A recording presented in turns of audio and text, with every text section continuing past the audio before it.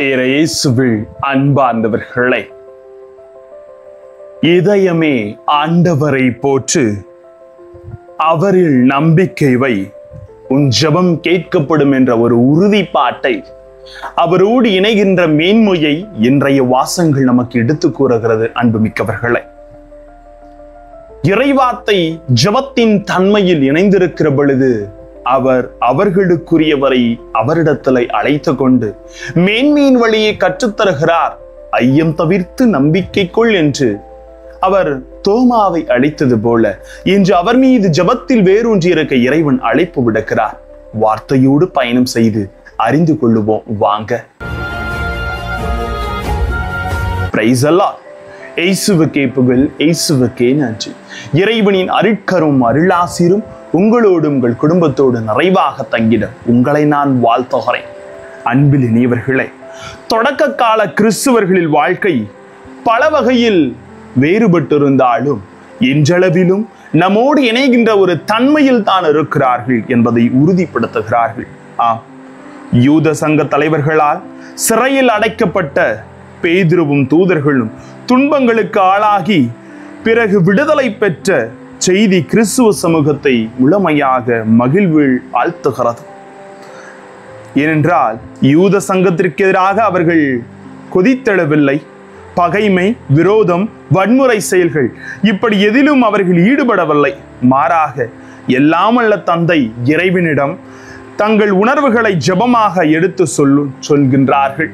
அவர்கள் ஆழ்ந்த இறை உணர்வு கொண்ட மக்களாக இருந்தார்கள். அந்த இறை உணர்வு தான் பல சூழ்நிலைகளை மாற்றி ஜெபமாக உருவெடுத்து சோதனைக்கு உட்படாதபடி ஜெபியுங்கள் என்று லூக்கா 22:40 சொல்வது போல எப்போதும் ஜெபியுங்கள் என்று 1 தெசலோனியர் 5:16-18 தெளிவுபடுத்துகிறது. இடைவிடாது ஜெபியுங்கள், எல்லா சூழ்நிலையில் நன்றி சொல்லுங்கள், இதுவே கிறிஸ்து இயேசுவால் உங்களுக்கு வெளிப்படுத்துகிற திருவுளம் என்பதை இறைவன் தெளிவுபடுத்துகிறார். அவரை போற்றுகிற பொழுது ஜெபம் என்றால் நம்மில் பலருக்கு உடனே மனதில் வருவது மன்றாட்டுத்தான். கடவுளை நோக்கியோ அவரது புனிதர்கள் வழியாகவோ இதை கொடு, அதை கொடு, இதை எடுத்து விடு என்று கேட்பது மன்றாட்டு. இது ஜெபத்தின் ஒரு கூறு தான். கடவுளை போற்றி ஏத்துவதும் அவருக்கு நன்றி கூறுவதும் அவரிடம் மன்னிப்பு கேட்பதும் இவை ஜெபத்தின் சிறந்த பண்புகள். விவிலியம் கற்றுத்தருகிறது. புகழ்ச்சி, நன்றி, நம்பிக்கை, அன்பு போன்ற உணர்வு ஜெபங்களாக நாம் நம்மையே உருமாற்ற வேண்டும். இஸ்ரேல் மக்கள் அவ்வப்போது இறைவனுக்கு எழுப்பிய நம்பிக்கை, நன்றி, புகழ்ச்சி முதலியன மனநிலைகளை திருப்பாடல்கள் மிகவும் அழகாக நமக்கு படம் பிடித்து காட்டுகிறது. எனவே புகழ் மாலைகள் நம்மில் நிறைந்து காணப்படும் என்று திருப்பாடல் 8 அழகாக நமக்கு சொல்லித் தருகிறது.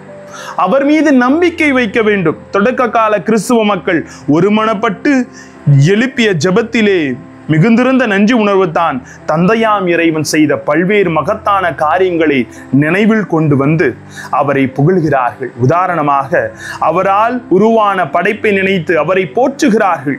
நெஞ்சே ஆண்டவரை ஏற்றி போற்று. ஏற்கனவே வாக்களிக்கப்பட்ட மெசியா இயேசுவை நினைக்கிறார்கள். அவரது எதிரிகள் எவ்வாறு எதிர்ப்பார்கள் என்று தாவீது அரசன் முன் அறிவித்ததை நினைத்து பார்க்கிறார்கள். திருப்பாடல் 2:1-2 தெளிவுபடுத்துகிறது. இயேசுவின் ஊழியரும் சீடருமான திருத்தூதரும் அவ்வாறே எதிர்க்கப்படுவது குறித்து அவர்கள் மனம் தரவில்லை. மாறாக எதிர்ப்புகளுக்கு இடையில் தொடர்ந்து இயேசுவின் வார்த்தையை நம்பிக்கையுடன் போதிக்கும் வரத்தை அவர்கள் கேட்டார்கள். திருத்தூதர் பணிகள் 4:30 வாசிக்கின்றோம். உங்கள் ஜெபம் கேட்கப்படும். கிறிஸ்துவ குழு தங்கள் ஜெபத்தின் பலனை உடனடியாக அனுபவித்து விட்டதாகவும் வாசகம் நமக்கு அழகாக சொல்லித் தருகிறது. தூயாவியாரின் நிறைவு பெற்றவர்கள், கடவுளின் வார்த்தையை துணிவுடன் அறிவிக்க ஒரு புது சக்தியை பெற்றவர்கள். அவர்கள் பொன்னும் பொருளும் கேட்கவில்லை, தங்களின் வழியாக இயேசுவின் வார்த்தையை போதிக்கப்பட வேண்டும் என்று தான் கேட்டார்கள். அதாவது இறைவனின் புகழ், அவரது மதிப்பீடுகள் உலகில் பரவ வேண்டும் என்று விரும்பினார்கள். அவர்களது ஜெபம் உடனடியாக நிறைவு பெற்றது மிக வியப்பாக இல்லை, மாறாக ஒன்றுபட்டு ஜெபித்து வெற்றியை கண்டார்கள். அன்பார்ந்தவர்கள், விண்ணுலகில் இருக்கிற எங்கள் தந்தையே, உமது பெயர் தூயதென போற்ற பெருக, உமது ஆட்சி வருக, உமது திருவுளம் விண்ணுலகில் நிறைவேறுவது போல மண்ணுலகில் நிறைவேறுக என்று நாம் அனைவரும் ஆண்டவரை போற்ற வேண்டும், அவரில் நம்பிக்கை வைக்க வேண்டும். அப்பொழுது ஜெபம் கேட்கப்படும் என்ற உறுதிப்பாட்டை நமக்கு இறைவார்த்தை சொல்லித் தருகிறது. திருத்தூதர் பணி 4:25 சொல்லுகிறது, விண் மண் கல் யாவற்றையும் அவற்றில் அடங்கிய அனைத்தையும் படைத்தவர் நீரே என்று அவரை புகழ்ந்து பாடி ஆற்றலை பெற்றுக் கொள்ளுங்கள் என்று அவர் நமக்கு சொல்லுகிறார். எவனும் மேலிருந்து பிறந்தாலன்றி கடவுளுடைய அரசை காண முடியாதென்று உண்மையிலும் உண்மையாக உங்களுக்கு சொல்லுகிறேன் என்று அவர் சொல்லித் தருகிறார். எனவே அந்த மேன்மையின் உணர்வுகளை அறிந்து கொண்டவர்களாக, இறைவன் மீது பற்றுறுதி கொண்டவர்களாக உறுதிப்பாட்டோடு ஜெபியுங்கள். அவரை தேடுகிற பொழுது வெற்றி நிச்சயம்.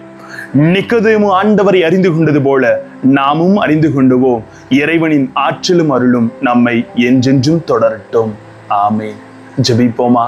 அன்பு இறைவா, உம்மை போற்றவும் உம்மை புகழவும் என்னாலும் எங்களுக்கு நீ வழிவகையை தருகிறேன். ஒருபோதும் உங்களை விட்டு விலகாமல் ஜபத்தில் வேரூன்றி காண உமது அருள் ஆற்றலை எங்கள் மீது பொழிய உம்மை இறைஞ்சி ஜபிக்கிறோம் ஜீவனுள்ள நல்ல பிதாவே. ஆமென். Praise the Lord.